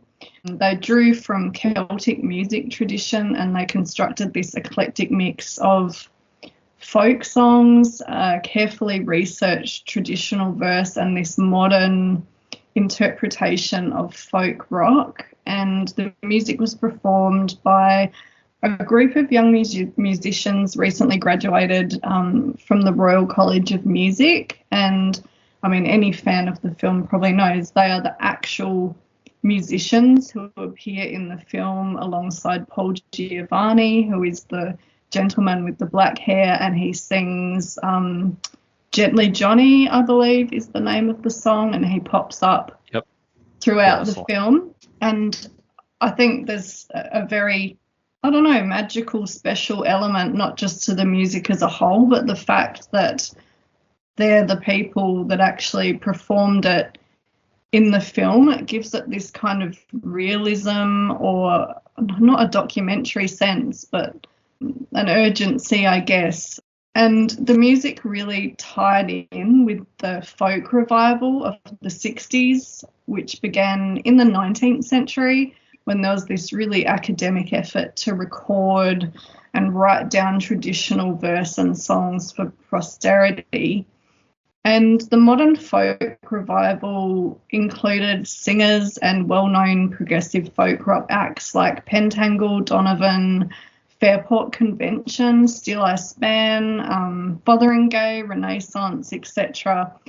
And they combined the spirit of this traditional folk music of Britain, England, Ireland, Scotland, Wales, as well as, you know, captures from France and other places of Germany. They combine that with this genuine historical music and lyrics, as well as this modern progressive rock. And I think it's from this movement that the Wicker Man soundtrack was born. It certainly came with this whole revival, like I said, witchcraft, modern thinking, feminism, folk revival, all this counterculture stuff. And music is really important in religion as a whole. It can be a spiritual act, you know, an act of praise, of invocation. It also has primal elements. It invokes emotions. It speaks to something really deep within us, and almost everyone loves some sort of music. So I think the fact that this film incorporates music so much adds to this religious aspect or spiritual, touching, emotional aspect of the film. I don't see it as a musical. I don't know, some people call it a musical. I kind of see it as this fluid, just part of this culture that we're witnessing. Yeah, so I was surprised the first time I heard someone call it a musical. I thought, oh, is it? No, I just thought we were witnessing these people just doing what they do in this very kind of organic way with these musicians playing. And like I said, it adds to the whole magic of the affair. I don't think it would be quite so magical without this music and also these songs, which I find very special because that's my cultural background. I'm, you know, from Scottish descent, and there's something very emotive that kind of speaks to me in this type of music, of maybe some kind of weird, you know, genetic memory or something, if you want to go that deep. But yeah, that's how I see it. Yeah, the first time I watched this, I think it was right at the Maypole scene that I like turned to my girlfriend and I was like, at what point do we just call this a musical? Like, is that what was happening right now? But I think you're right. Whereas in a musical, like the music breaks kind of take you out of the world of it and kind of transpose you into this sort of fantasy with its own inherent rules that everyone's kind of on board with. I think the music in this film, I think you're exactly right. It's that, again, this sort of parallel to the two sides of this. Like in a Catholic mass, the way that it's structured, there is like regular song breaks every so often that don't necessarily have an intuitive structure. It's just kind of, there's always going to be a song coming up. And it kind of shows how in this society, they've kind of incorporated that musical spirituality into the entirety of their lives. Like the fact that the music is so constantly diegetic and not necessarily playing over like a score. It's just such an integral and seamless aspect of their life where they are singing songs about. I noticed this most recent viewing, paying attention to the lyrics, how like almost every song on this is just about sex, because that's such an integral part of their society and such a liberating avenue of pleasure for them. Yeah, I think it just kind of parallels like a Catholic mass, but in a way that it's not just saved for a particular venue. It's something that they incorporate into their everyday lives. And yeah, I think it just gives the film, I mean, it complements the beautiful visuals of this beautiful music that kind of, Tony, like you said, it lulls you into this sort of feeling of beauty and safety that is sort of, that's probably why I think it's, the ending scene is such a gut punch every time, because it's just like everything is so pastoral and lovely, and then you kind of get this horrific ending that has this sort of haunting drum beat over it, you know. I don't think you could separate the two things. Like the music is so integral to the experience of this film. That's for sure. The music is definitely a character and definitely the soul of the movie as well. It definitely is. And I agree. I wouldn't consider it a musical, because musicals, you know, when you're watching a musical, things tend to drop and stop, and just the film tends to stop for a music scene and then get back to the film. I think with Wicker Man, the music, it complements the film. It tends to, you know, the scenes still flow, like there's no break, and, you know, with the plot. So, you know, even when he's going to the school and the kids are, you know, they're singing that little song, and he's still like looking around investigating, so the plot doesn't stop per se. So that's why I don't consider it a musical. And it's not like people are looking at the camera and winking and kind of singing at the camera. It's very much just, you know, it's going on there in the background as part of their rituals. So yeah, but the soundtrack's great. Like I said, so many great songs in it, and catchy songs too, like ones that kind of get stuck in your head for days, like afterwards. I remember when I first saw it, a few I was humming on and on for a while, so it really is effective. I was going to say, interesting, the soundtrack, like it never got just about the soundtrack itself, never actually got a vinyl release at the time. So upon my research, it didn't come out until 1998. So I think our film got a cult status because I think, you know, the film didn't do very well. But that's just interesting. But now you can get on vinyl and CD, and obviously this release as well. So, but at the time, it was quite unavailable. Didn't actually have an official release on any format back in the day. So what happened with the soundtrack was that one that came out in 1998, I think, was taken from just directly from the film somehow and released. And then it was properly, because they thought that the magnetic tapes were lost, buried under that road somewhere. And somehow, somewhere, they found them and are able to restore and release it officially in around, I think, 2007. Which I remember I rushed out and bought the soundtrack because it was like a big deal.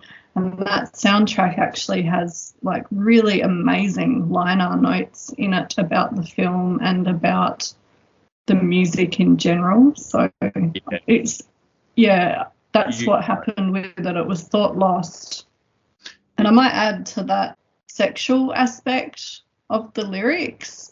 Like I mentioned earlier, like it wasn't just important in terms of joy and pleasure, but sex was such an integral part of life in the past, and for these small communities, just so they could thrive and continue, because if they didn't, they'd just die out. So yeah, it's to do with that whole fertility rite and the metaphor of harvest and the earth, etc. I'm curious what everyone's favorite song on the soundtrack is. I couldn't even pick one, but I think it might be Gently Johnny. It's so good. It's such a tragedy that is not in the theatrical cut. Like they cut that whole sequence. That's so fucked up. But like that song is so good. It's so That's the one beautiful. that's been stuck in my head all day from Yeah. engaging in this project. That's the one. Well, I'm curious for the three of you what your favorite songs are first, actually. Mine would be a toss up between Gently Johnny or Maypole, but probably Gently Johnny just for like the comical way that's played in the film. It like there's an interview on one of the special features where I think some modern directors and filmmakers are looking back, and one of them says like it's almost something that the League of Gentlemen, Mark Gatiss kind of comedy would go to in their comedy skit, but it's played seriously in the film, and it just doesn't quite border on comedy because we know the tone of the film, and it really works in that pub scene of and showing like the sexuality of the lyrics and the men in the pub, but then also plays into the wider film. So yeah. Oh no, yeah, it's tough. There's so many good songs. I think the Maypole song again was one that was particularly catchy and one that got stuck in my head. Once again, the Johnny one's great. It's a shame they cut it. And also the I guess one of the first songs, The Landlord's Daughter. That's one that because that was one of the first songs I remember when I first saw the film. That really stuck in my head, and I was like, what's going on here? So, but yeah, it's so tough. There's so many good songs and. In it, it's the whole soundtrack's great. And I was just going to say to your point, Suzanne, sorry, you were correct. I read some Discog reviews, and the 98 one, you're correct, it's just ripped from the film. So they've got people talking, you've got dialogue over it. While you're right, Suzanne, they must have found the elements, but just a note there. But yeah, it's just there's too many good songs. Like it's just hard to pick. It's like I was just going to say, John, I think I got confused there as well. I meant The Landlord's Daughter was the comical one in the pub. Yes. Yeah, that was the one which I was mentioning. Sorry, Landlord's Daughter is the one which has that comical tone to it. Yeah, very comical. Can you incorporate the line "strumpets of yore" into your daily language? And I do find myself. Yeah, go for it. I do find myself spontaneously bursting into "Corn Rigs a Bonnie." Mm-hmm. Yeah, that's one that gets sung around our house. You don't want to hear it, but anyway. I would. I'll come and sing it to you next time I'm over there, Tony. Great.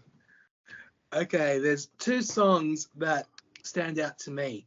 Fire Leap is definitely one of them. I love Fire Leap. Yeah, Fire Leap. Yeah. And of course, the ultimate Willow's song. Willow's song is just beautiful. I can't say anything more about it. It's just a beautiful song of sexuality, but it's also But definitely Fire Leap is the one that's the one I always hum and always whistle when I'm alone. I always whistle that song. I just adore it. Yeah. I think the first time I saw it, it was like Maypole was the one that I had on a loop the next day because it's just so endlessly listenable and catchy.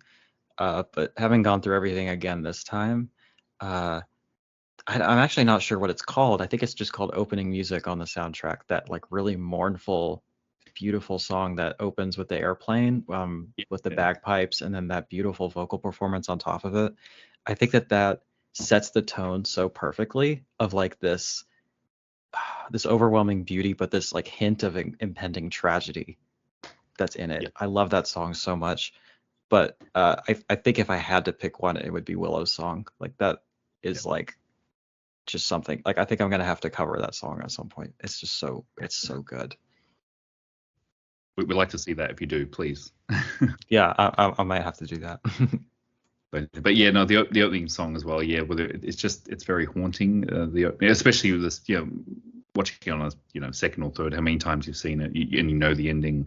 It is quite sad and haunting, the opening track, and it's quite eerie. But yeah, it's but very beautiful as well. Yeah, it's a very, very beautiful track. And I couldn't believe I forget which feature it was that said that the girl who ties up the beetle in the classroom scene, that she's the one who sang it because she was actually like fucking 26 or something when she looks 13. Like that was just like bloom. I had to rewind it. I was like, there's no way I heard that right. But yeah. I love that character role. It's such a tiny role, but it's just so like delightful. And she appears later. You see her in the background of other scenes, but as an adult woman. Yeah. Keeps going round and round, the beetle. Yeah. It's quite a creepy little character. It's so bizarre. Like, it doesn't make any sense, but it does at the same time, you know? It's about Howie, so that he's going round and round, but never reaches a conclusion, or he's unchangeable.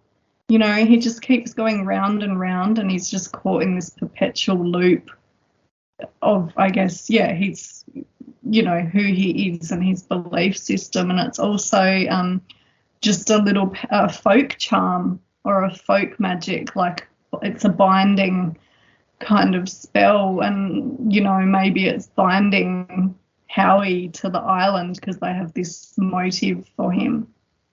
I was going to say, obviously, you know, we can get the extras later, but it's, you know, you do get the soundtrack on this Imprint release, which is great, because the thing we love about Imprint, they love soundtracks, and that's why we love Imprint, because you know, recently, like Haunting of Julia, we got the soundtrack on there as well. So I think people don't realize how important soundtracks are, and, you know, because, you know, I've got tons of soundtrack vinyls, but just as musical pieces on their own, they're just wonderful. And this is one of the best probably movie soundtracks ever made. So yeah, that's another bonus for this release. You get the full soundtrack on a CD, which is great. It's definitely one of the greatest soundtracks ever made of all time, for sure. Alrighty, now speaking about extras. Good God, this release. Oh, I don't want to. Oh, there's just so many. Like, there's just so much. I didn't see many of them. I know, Celeste, you've seen nearly all of them except the commentaries. Is that right? Yep, starting last night. So I watched the director's cut, which I hadn't seen yet. So I watched that last night and then compared all 3 cuts. And then starting this morning, I just kind of, with the exception of the commentaries, because, you know, inherently that requires reviewings of the entire film, I watched all of it. And I mean, it took me like 5 hours, and that's speeding it up a bit on the PlayStation. So, but it's a testament to, I mean, not only my interest in the subject matter, but how interesting the supplements are and how not repetitive they are, that I honestly wasn't like, because sometimes, because I do this a lot for my channel, where I'll like, I want to go through all the extras on a release to make sure I know what I'm talking about before I talk about a film. Sometimes by the end of it, I'm like, okay, I get it. Like, I don't need to watch 3 more things about this. But really, like, I kind of had, even though I had been doing this all day, I had a kind of a feeling at the end of it where I was like, I could keep going. I kind of want more, you know. And I guess I do have more with the commentaries, but a lot of it is archival. Like, they really went to the ends of the earth to compile everything out there. But the new stuff is just great too. Like, the video essays are great, and the musical analysis is just like one of the best special features I think I've ever seen, and I've really watched a lot of them. So yeah, this is I think even with these new 4Ks coming out, which we were talking a little bit before recording how we're going to handle that monetarily and logistically, even with that, I think this is worth keeping or acquiring, because honestly, I think it's worth it for the box alone. It's so beautiful, but like, I don't think, I mean, they've revealed the specs for the upcoming 4K, and it's just not close. Like, you have some of the, I think it just imports the features that were on the old Studio Canal Blu-ray, which is like 1 disc's worth of this, you know? Yeah. Like, there's so much valuable stuff here that honestly, I hope they do a standard edition of it or something, just so that can be made more available, since this release is out of print, unfortunately. He's hoping they do. Like, they did it with the Warriors, and they did, of course, with the upcoming Straight Story and Dursa Uzala. I'm pretty sure they will. I'm hoping they will do standard Wicker Man for sure. Should be good. Might even do a 4K. Who knows? Just if you want the film itself. But yeah, sure. Why not? Another one. Another print purchase. No, but with the extras, you can't believe how much extras there are on this release. Yeah, my favorite extra, I have to say, is Kat Ellinger's video essay of Willow's Song and the Liberation of Eve, the Wicker Man sexual revolution, counterculture, and satanic feminism. That's probably my favorite. And of course, Celeste, I'm with you there about the music analysis of the soundtrack. That was fantastic. And Burnt Offering, The Cult of the Wicker Man, that nearly hour-long documentary. That's the one I love that. I love it too. It's just so much to go through, but those are my highlights and standouts. Paul, how about you? What are some of your favorite extras? Yeah, well, as we've all said, there's a heck of a lot on this release to get through, and there's a few that I haven't watched yet, including the audio commentaries, because there's just so many. But Tony, like you said, the Burnt Offering documentary on that first disc, that is one of the best kind of retrospective looks, and I like that it's got a lot of the main players, director, writer, producer, pretty much everyone in there, and Roger Corman being interviewed as well about when he first got the print. So that was really interesting.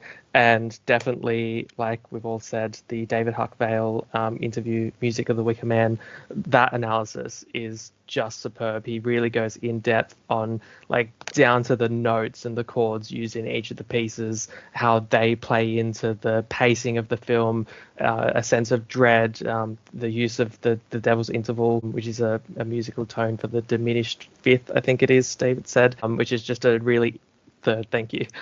It's just a tone that really creates an ambivalence and a sense of dread, and that's used in some of the songs. So yeah, his like breakdown of that, I could just watch like again and again and again, because you can kind of pick up other things.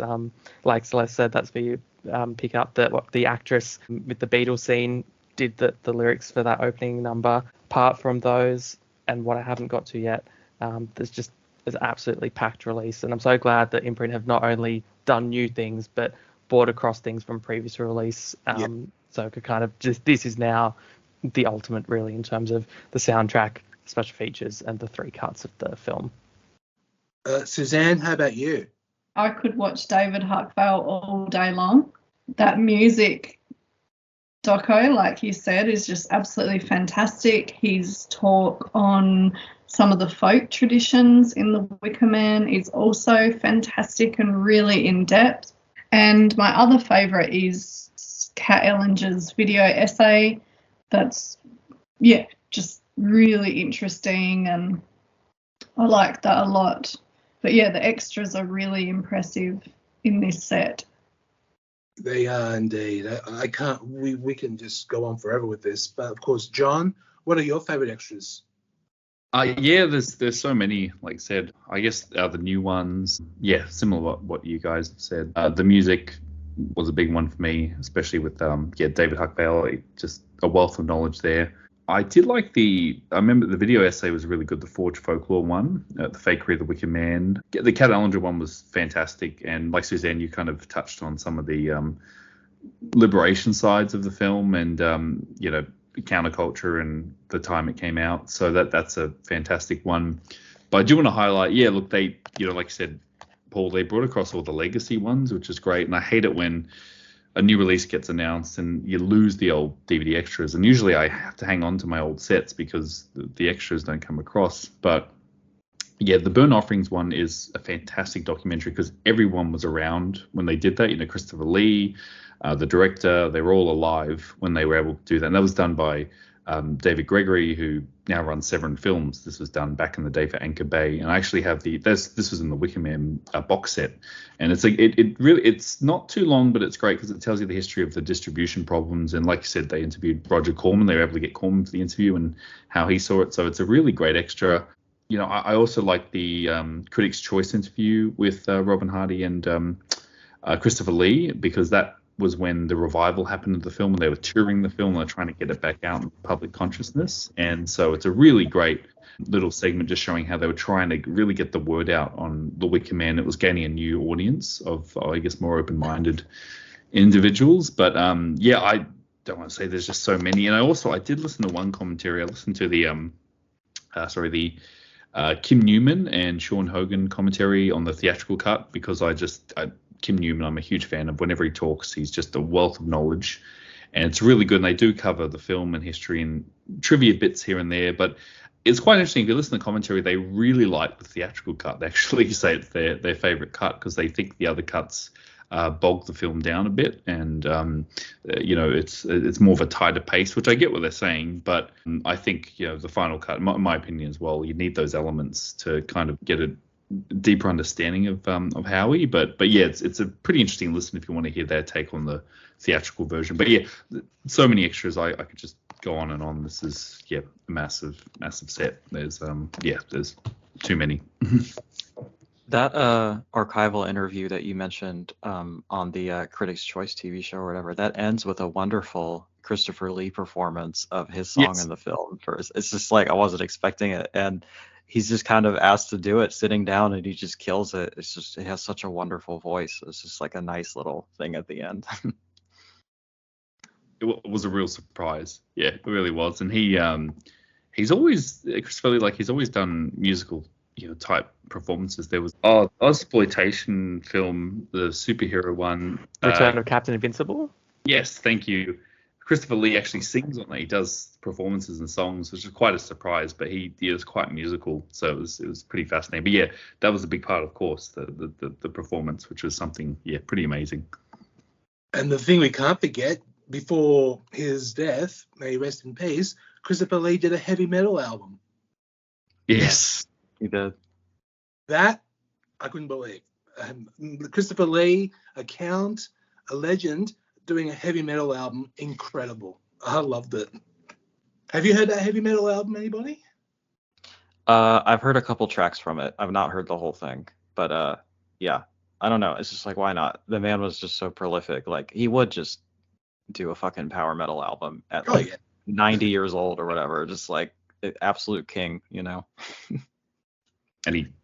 And another thing I like about Christopher Lee was he always, even though he later on he did big films like Lord of the Rings and whatnot, he would never forget where he came from, a horror film. So he still gladly talk about the films even up till his final days, and that's why I think he's always was always, I guess, a horror, that horror sort of star, and always did until his grave. Even though he went on to bigger things, he was still definitely never forgot his past, which I like about Christopher Lee. Definitely not. Has anyone? I saw it about 10 years ago, and I remember it being absolutely terrible. The Wicked Tree, the sequel, which was like shot on video, or not shot on video, it was shot digitally.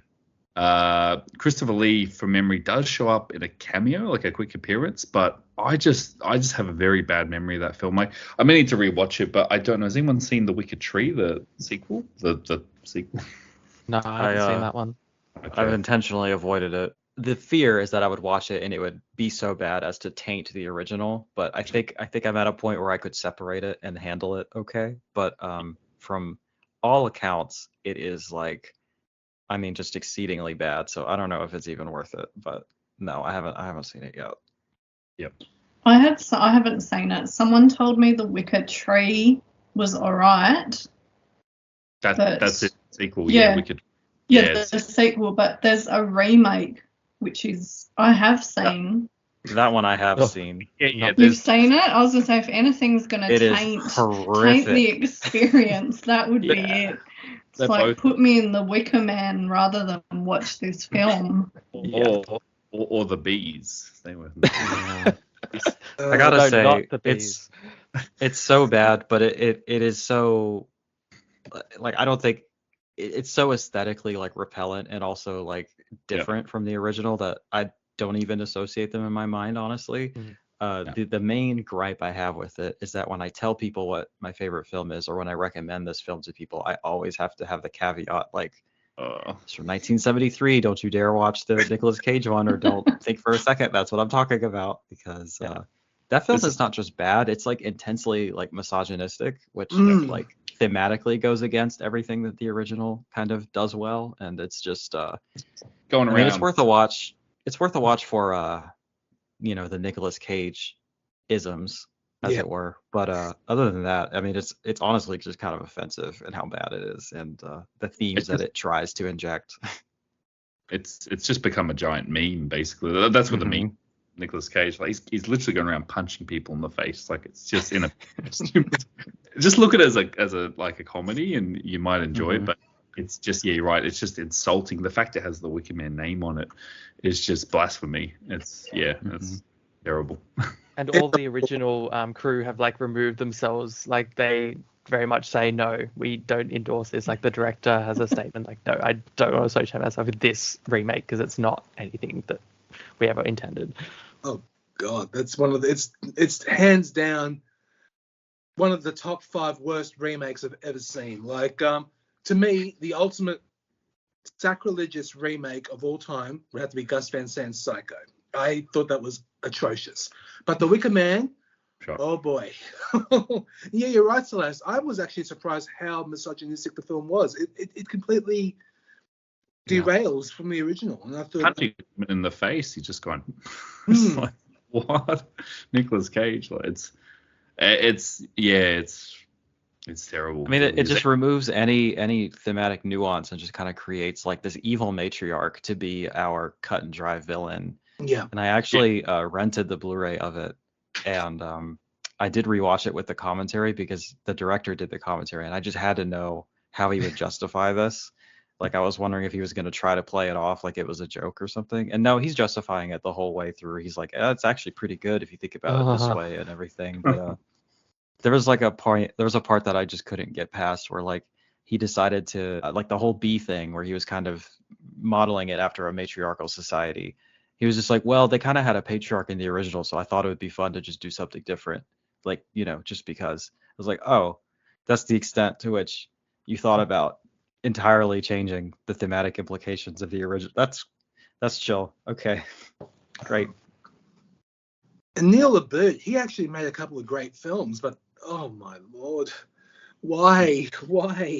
I'll never figure that out. And the sad thing is people have seen that before the original, and it's probably tainted their opinion on the original. And it's a shame it exists because and it happens a lot where people see the remakes first because most of the time the remake's more accessible to people. Like you'll see especially I remember during like the DVD era, the remake was everywhere. It was in every, but the original was pretty hard to find. So it's unfortunate that it exists. But I just thought I'd bring up the Wicker Tree and the Wicker Man remake. They're both very bad, and just continue to watch the original. Don't go back. Don't see those. I get like the Wicker Tree was trying to make a universe, but it's not a competent film. It's from memory, it's just a really incompetent, just shoddy, cheap looking film. It's really crap. But just thought I'd mention those two as we cap it off.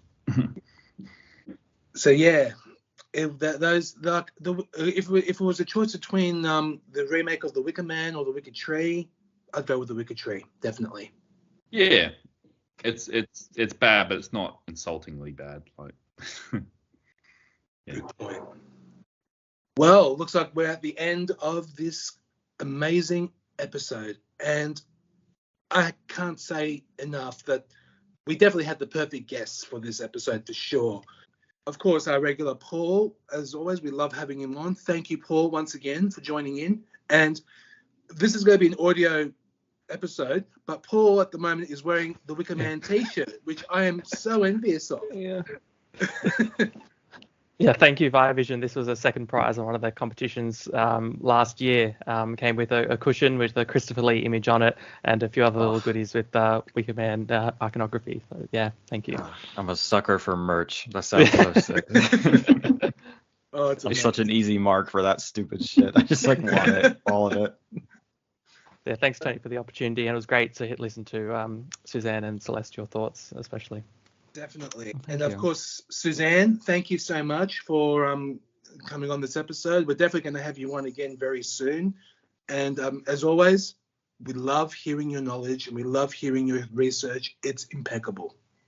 Thanks so much for having me. I just love this opportunity to talk about a film that I adore, that is, in my top films, and it was just wonderful hearing everyone talk about it. And of course, Celeste's brilliantly eloquent talk about the film and its themes and everything. Yeah. Thank you. And of course, Celeste, thank you once again for being a part of this episode. I was so grateful you said yes, because I knew this was one of your top films on Letterboxd, and now knowing that when you told me that it was your all-time favorite film, I just thought, perfect opportunity. And I'm just grateful that you came along. And thank you. It was amazing. Well, thank you as well. Yeah, I apologize if I took up too much space in this conversation. And I did sort of feel like I was talking. It's sort of like when you talk about something that is this deeply close and personal to you, it can be kind of hard to articulate what it is about it when there's not that kind of distance. But I appreciate the time and the space and the opportunity to just sort of talk about this endlessly incredible and fascinating film. I don't even feel like I got even halfway through everything that could be discussed about it, and we've been going for 2.5 hours. So like, that goes to show you. There's so much. Thank you all again. I really do appreciate it. Thank you. And John, once again, as always, my partner, my colleague, thank you once again for being a part. No, thank you everyone once again. Thanks again, Paul, for coming on, Suzanne for your knowledge, and Celeste, it was just incredible to hear you talk about the personal connection. And once again, it kind of says a lot that, cinema is not just entertainment. Like, we have these connections on such a level that it impacts us. And this is a great example. And the story you told was just amazing. So, no, thank you so much. And your knowledge was, incredible. So, we really appreciate it. Yeah, thanks so much for sharing. Yeah. And Celeste, where can people find you on social media and on YouTube? Where can they find you? On YouTube and on Instagram, you can just look up Celeste de la Cabra, and hopefully if I've done something right, those things will show up and you can follow me there. You can also follow me on Letterboxd at letterboxd.com/inhumanecstasy. And we just hit 1,000 subscribers on the YouTube channel, so it is recently been monetized, which is pretty cool. And I'm actually going to be launching a Patreon pretty soon. So that's probably the first time I'm plugging it on any medium or platform. So it's not up yet. I'm working on it, but that'll be up soon.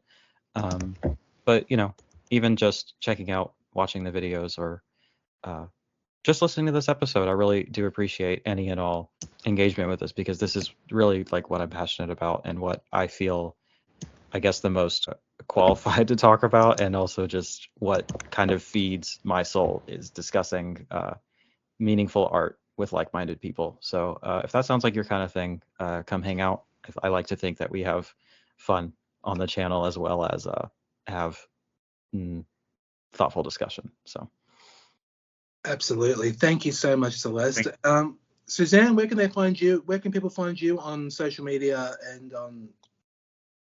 So we haven't done one for a while, but you can check out my podcast, Laudanum and Lace, which you can just go to laudanumandlace.com, or you can head over to my Letterboxd, which is Letterboxd, and I am letterboxd.com/dirtypillows.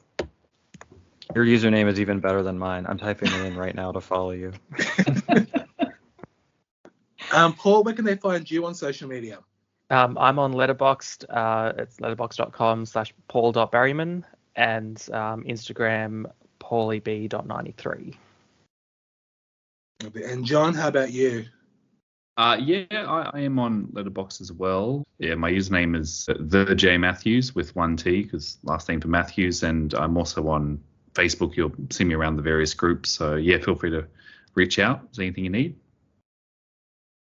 Yes, and you can follow me on Letterboxd on letterboxd.com/filmnut79, as well as Instagram on filmnut79, Twitter on filmnut79, and as well as, of course, the Imprint Film Blu-rays collection and Imprint Cast Facebook pages. And I try to be as active as much as I can on those two pages. So if you'd like to follow us, please feel free to press the follow button, and we'll be there. Or talk about everything physical media and imprint, and of course film, which is the most important art, which is one of the most important art forms out there. So please follow us there. And very soon we're going to have some very special episodes discussing other imprint releases. And now with this one, this is extremely special because it is the 50th anniversary of the Wicker Man, and we couldn't have had the best time ever. So once again, Celeste, Suzanne, Paul, and John, thank you once again, and hope you all have a good day, and everyone listening, have a good one. See you later. Bye. Bye. Bye.